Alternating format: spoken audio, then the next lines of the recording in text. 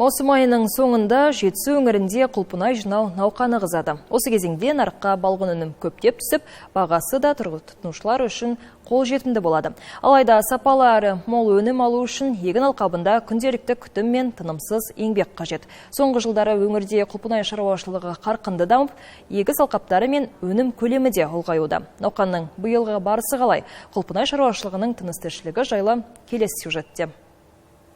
Құлпынай өсірумен 12 жылдан бері айналысып келе жатқан Баяхметов шаруа қожалығы бүгінде өңірдегі ірі бақ шаруашылықтарының біріне айналған. Кәсіпті шағын жер телімінен бастаған шаруашылық жыл сайын өндіріс көлемін ұлғайтып келеді. Биыл ауа райының күрт жылынуы өнімнің де ерте пісуіне әсер етіп, жиын-терім жұмыстары жоспарланған мерзімнен бұрын басталып кетті. Осыған байланысты қосымша маусымдық жұмысшылар тартылып отыр.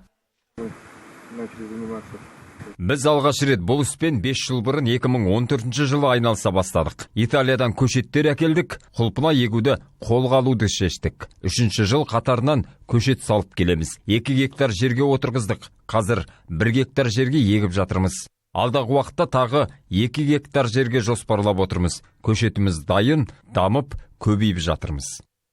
Мұндағы жұмыс таңғы салқынмен басталады. Мамандардың айтуынша құлпынайды күн қызбай тұрып жинау өнімнің сапасы мен балғындығын сақтауға мүмкіндік береді. Шаруашылықта тәулігіне 300-350 жәшікке дейін өнім жиналады. Жиналған құлпынай іріктеліп, сапасына қарай сұрыпталып, арнайы ыдыстарға қапталады. Кейін сауда орындары мен тапсырыс берушілерге жөнелтіледі.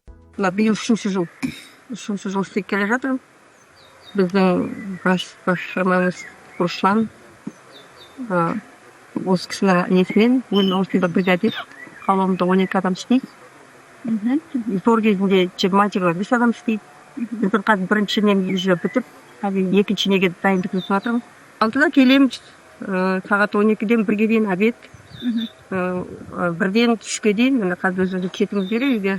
Шаруашылықта заманауи тамшылатып суару технологиясы қолданылады. Бұл әдіс суды үнемдеп қана қоймай, өсімдіктің қажетті мөлшерде ылғал мен қоректік зат алуына жағдай жасайды. Сонымен қатар өнімнің сапасын сақтау үшін агротехникалық талаптар қатаң сақталып, зиянкестерге қарсы өңдеу мен тыңайтқыш беру жұмыстары уақытылы жүргізіледі. Шаруашылық өндіріс көлемін тұрақты арттырып, өңір тұрғындарын сапалы өніммен қамтамасыз етіп келеді. Енді алдағы жоспар егіс алқабын ұлғайтып, құлпынай өндірісінің көлемін арттыруға бағытталады.